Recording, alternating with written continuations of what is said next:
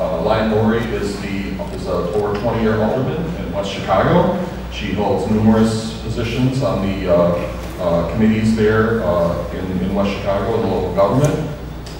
She's also, I know her through the Lions, of course. She's a member of the Batavia Lions. She's the immediate past district governor of 1J, which is our district of Lions locally here. She's our global leadership team chair, and she is most notably and most recently the 2023-2024 council chair for the state of Illinois Lions. So she's a very well established service person and professional, and my very good friend, Lion Lori Chassee.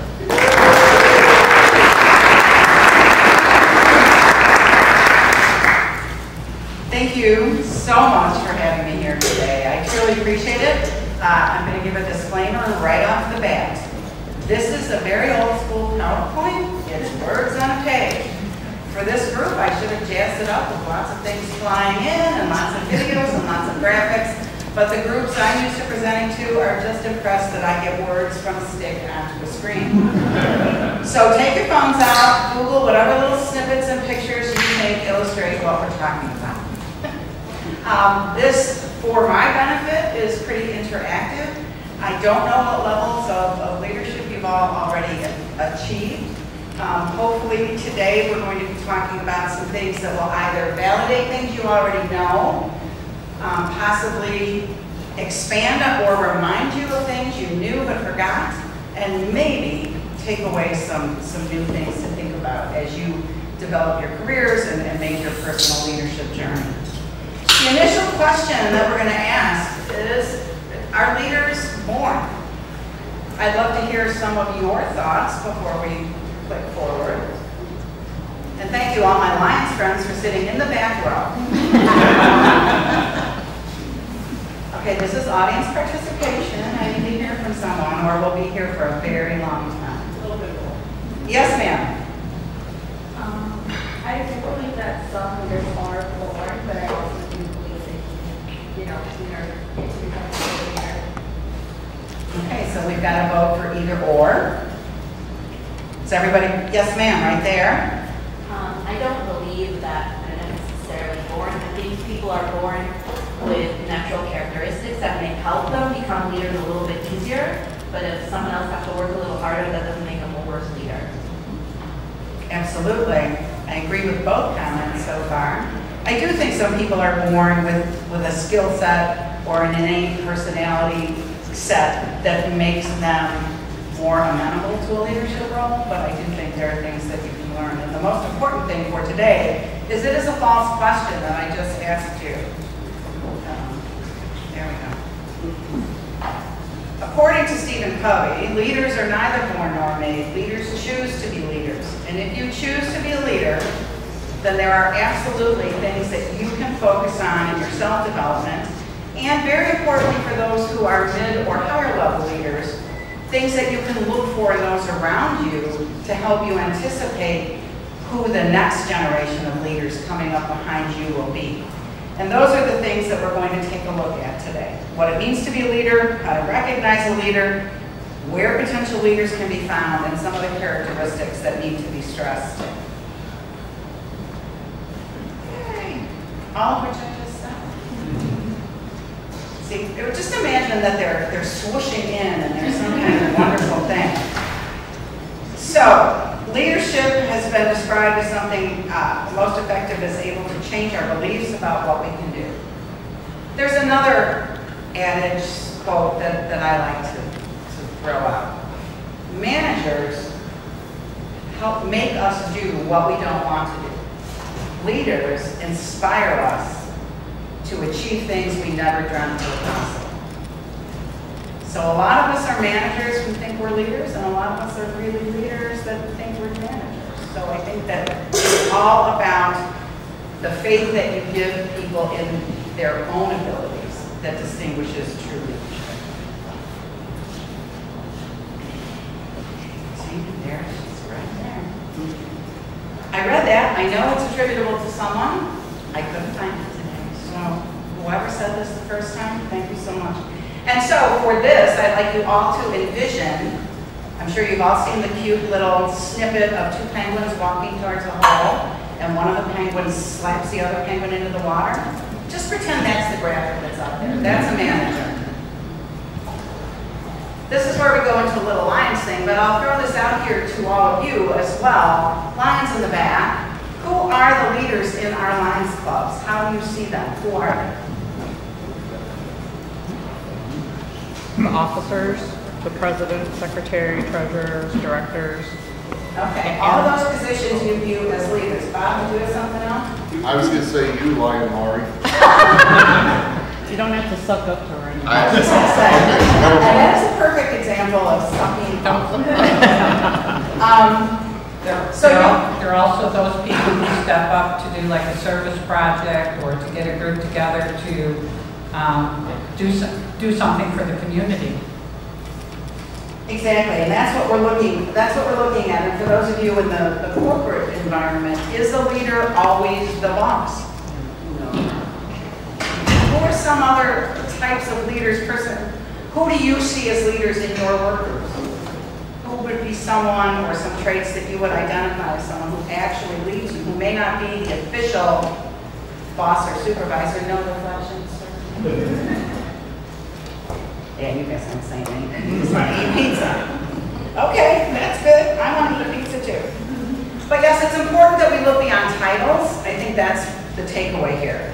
There are people who demonstrate behaviors that bring us to them for advice, for mentorship, for counsel. Those are true leaders. These are the people, if you're seeking them out, you're probably seeking them out because they possess the traits that make them stand out and excel. So we're going to talk about some things that you probably possess or can further develop, or things you should look for. I always like to say this: do what you do and do it well. In our clubs, we talk about focusing on our core projects. For the working community, focus on what it is that is your part of the project and do it very well. Make sure you understand what your purpose is. If there's any lack of clarity in what your purpose is, make sure you learn what it is. Make sure what the scope you're expected to achieve, make sure you understand what that is.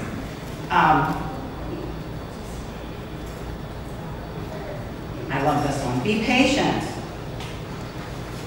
We always look for new, particularly in our clubs. We're looking for new ways to provide the same types of services, new services to perform, and sometimes people struggle with creating that new vision. And I'm sure that's applicable or can be applicable in the private sector as well. But be patient. If you keep sight of what your core values are and what your core principles are and what the basis of your job is, the new ideas of how to do that better and bigger and develop into something more will come. Just don't lose sight of that core value. Believe in what you're doing and take actions that reflect that. True leaders need to trust that they're making the right decisions. Is everyone always right? Who in here has never made a mistake? Okay, Lion Joanne. Who besides Joanne has never made a mistake? Okay, well that's good because we all make mistakes, right? Who has decided on a course of action and never deviated from that course of action? Who has known people that do that?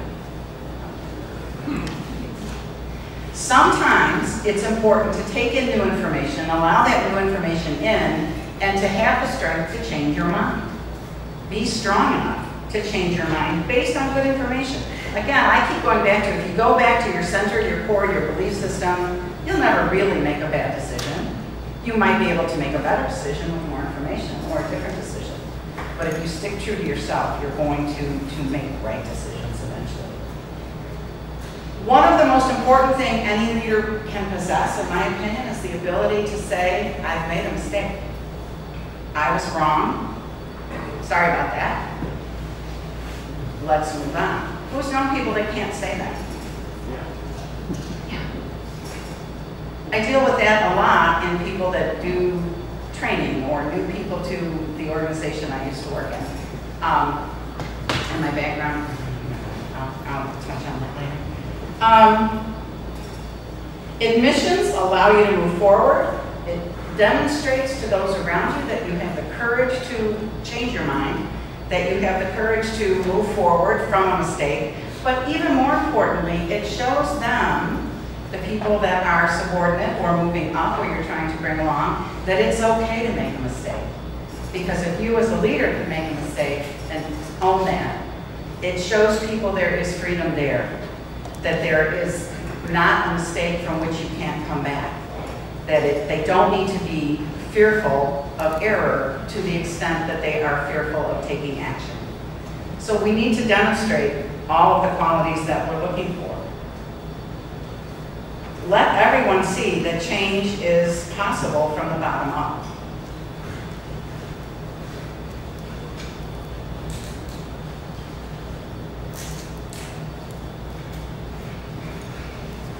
I have worked with a number of people that have taken a look at who came before them and who have decided that that person was their role model. And then as they move up, they decided they need to be and act exactly as that person before them.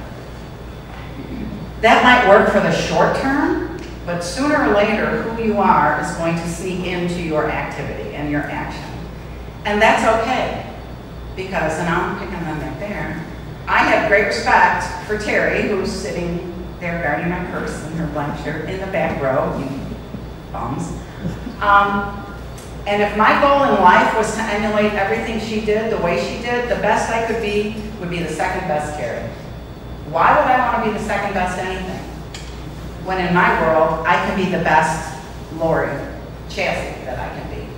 Which may be a little goofy, which may be kind of a class clown, which may be a lot of different components, but it takes me to the pinnacle of who I can be because that's all I really got.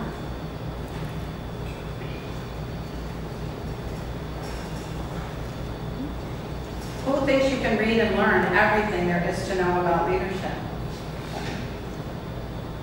There isn't a book out there that is going to help you through every situation. Every situation will be different, but again, going back to some of our core concepts is important. You'll rarely find real life scenarios and problems following in the textbooks. I mentioned this, I'm going to say this, I think I might have passed over. One of the biggest characteristics, of course, is listening. Okay? Writing your own rules means a lot of different things. Doing things your own way means a lot of things. The most important characteristic that you can have, I think, is to listen. There's an explanation. You know, you've got 2 ears and 1 mouth. Use them in that percentage. And I'll give you a classic example. This is where I have to divulge my background, so don't all go screaming running. I'm retired from law enforcement, not in a bad way. I work crimes against children, so I was one of the good guys. But I was in a situation where this gentleman had done some heinous things, and my job was to try to get him to admit that. And he kept insisting, he had agreed to take a polygraph, and he kept insisting he needed to take a polygraph, but he really believed that he hadn't done any of this. So in my great wisdom, because I am smart and know all things, spent a half an hour trying to explain to him how a polygraph works, how it won't really help him because he believes he didn't do anything wrong. He couldn't remember what he, and on and on and on I went, explaining the ins and outs. And then it finally hit me like a light bulb as he kept saying, no, I need to do that. I need to take, he needed a reason that he felt was forcing him to tell the truth. And he had identified the polygraph box as that instrument that would make him tell the truth. And I was so busy impressing him with my knowledge, I wasn't hearing what he was saying. Okay, I finally let that piece of information in, and he confessed on the way to the polygraph. So yay! Not listening has some deficits. Listening, you know, there are things people say, and there's a subcontext behind it. So, quiet.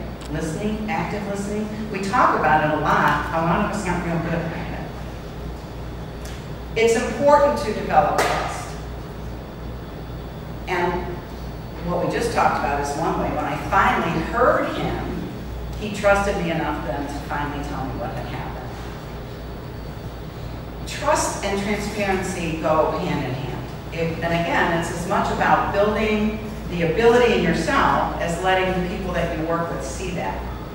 How many people will or categorically believe anyone a second time once they've been lied to? Yeah, not so much.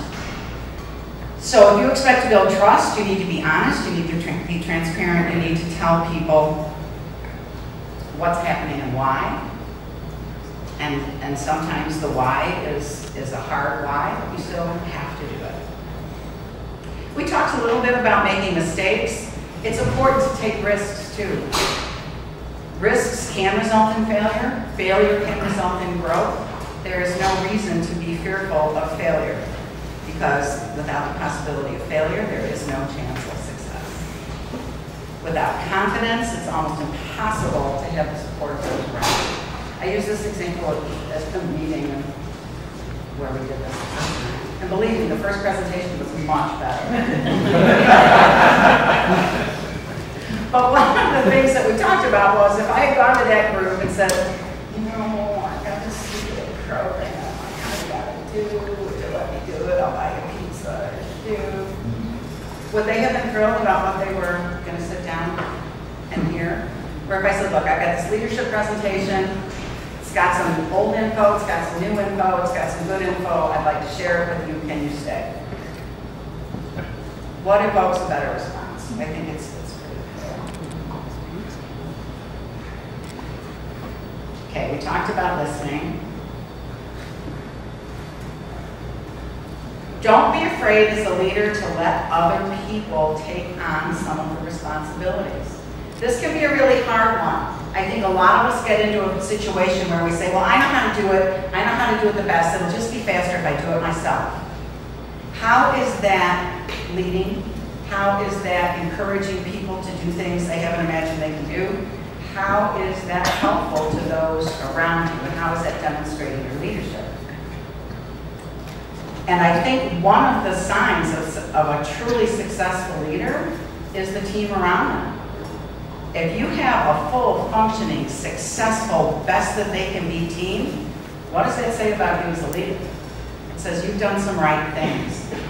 Who's ever worked for somebody whose idea of leadership is to make themselves look important by diminishing the people around them? Yes, it's a very dysfunctional, a very toxic, a very negative environment to be in, and I will never understand why people don't understand. If you are all wonderful, I have done my job to the best of my ability, and I'm proud when people around me excel. And if people that I have mentored move beyond me, that's a wonderful thing. That's wonderful mobility. So don't be afraid to take that extra time to teach people how to do. I didn't want to go there. We are going to talk about diversity next, but there's different types of diversity. What types of diversity do you see in your organization?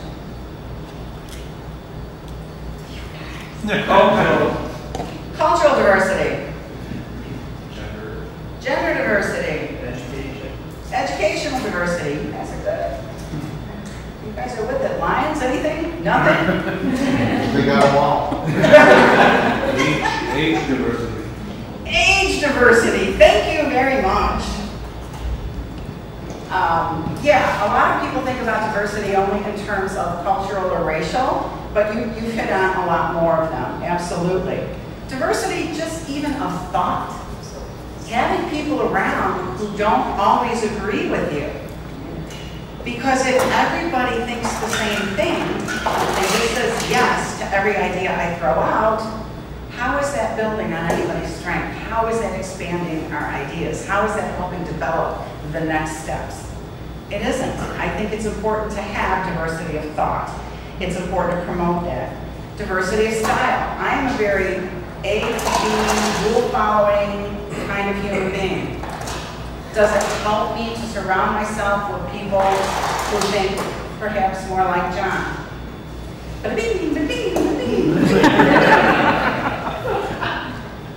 He makes things happen though. He helps me see things in very different ways and opens up other opportunities just by the very fact that we work very differently, and that's important. A true leader will encourage people to work to that strength, okay? If you have a team of people and you recognize some individual strengths, give them the assignments that play to them. Does two things: gets you a better result and encourages them to work to their strength and to see their own strength, even if it's a strength maybe they haven't maximized before then. If you see it in them, give them something and help them grow to it. Set them up for success, not failure.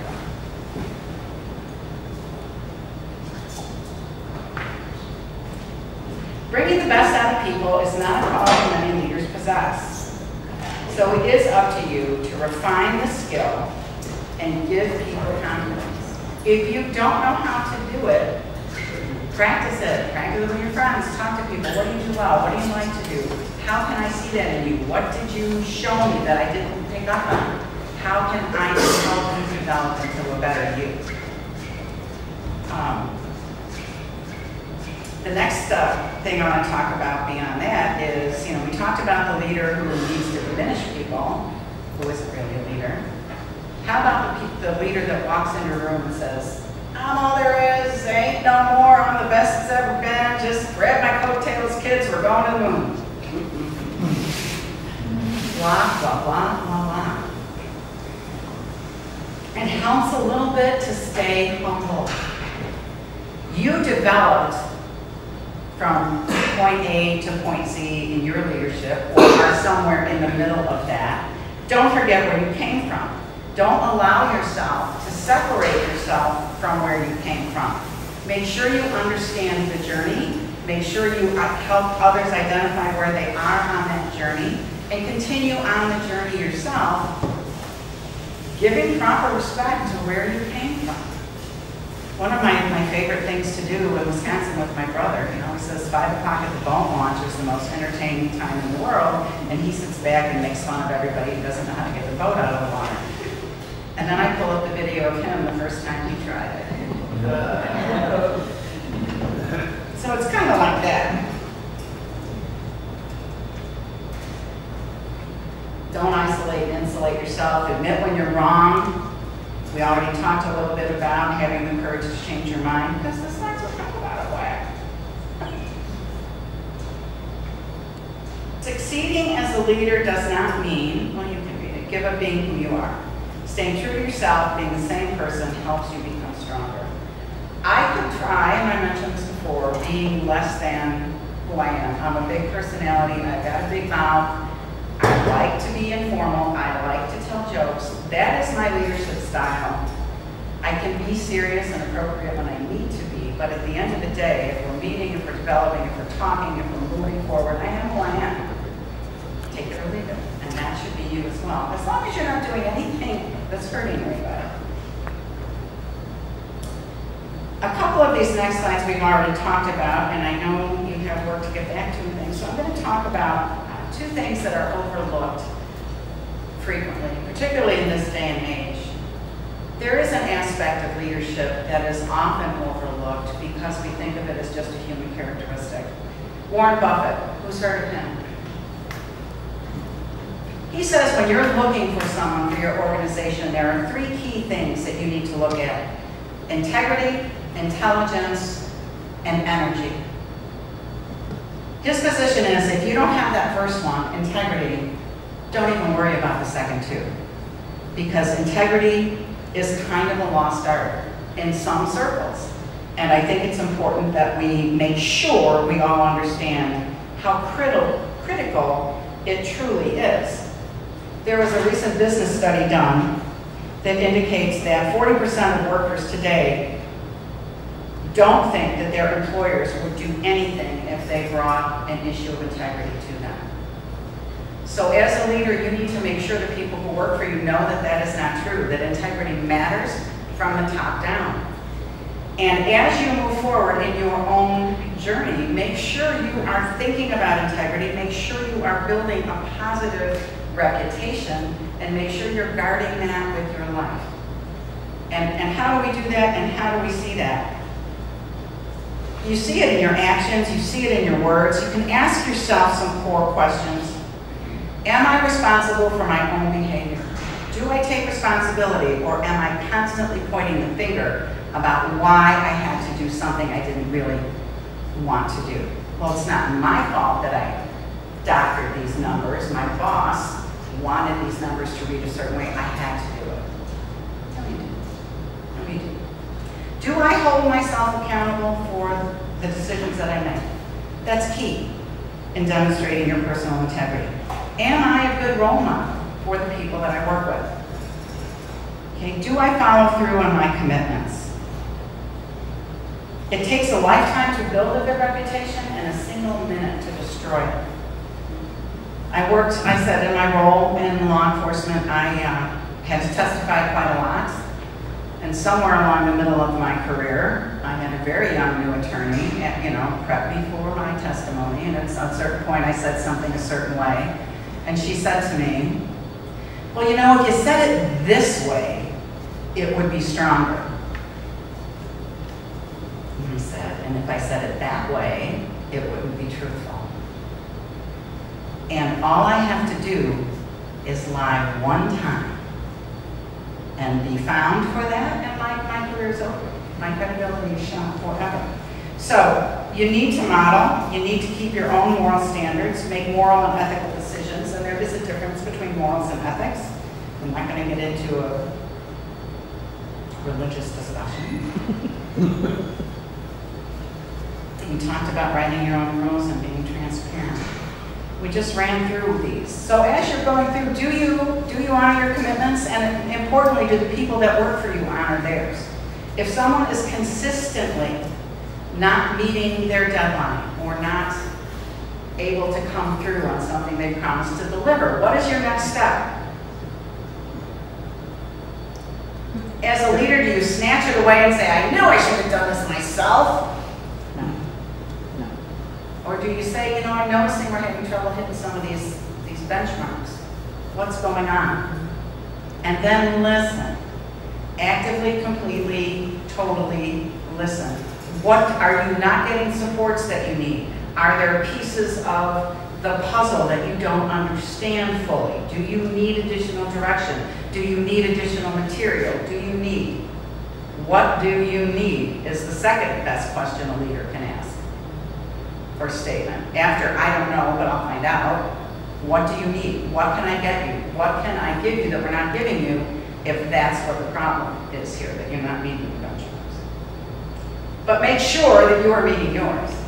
Make sure if you promise someone, I'm going to do A, B, and C, make sure that number one, you have the capacity to do A, B, and C, and then make sure you do A, B, and C.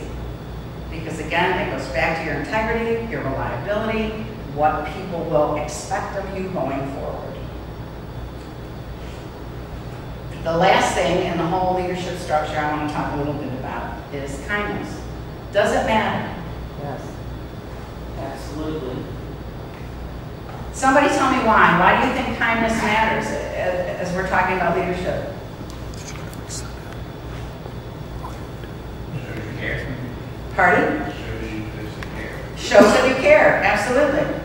Lions? We were trying to let them answer. Builds trust. Positive reinforcement. It builds trust. It's positive reinforcement. You betcha. Anything else? I think it shows that you're human just like everyone else. It shows that you're human. And you know something important?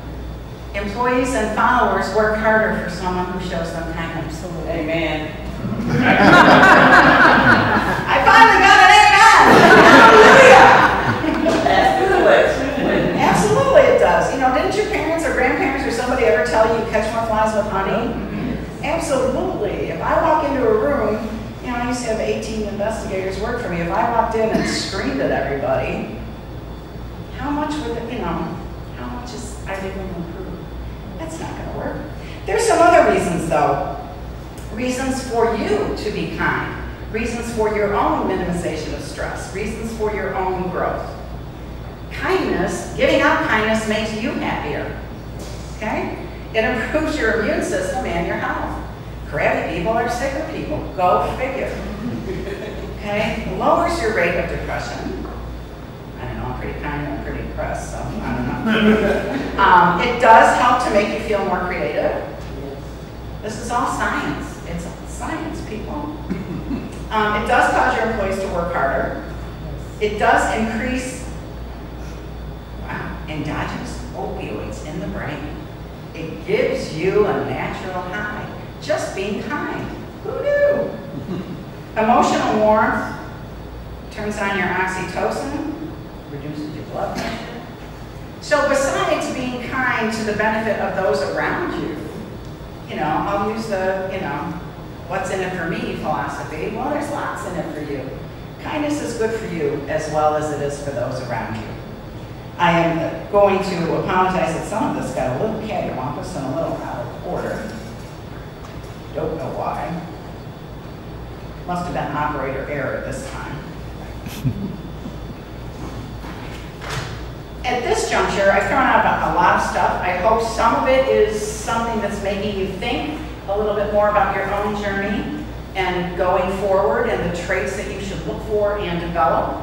And I'm going to ask you, if you had to define leadership right now, would it be any different than when you came in the room, and if so, how?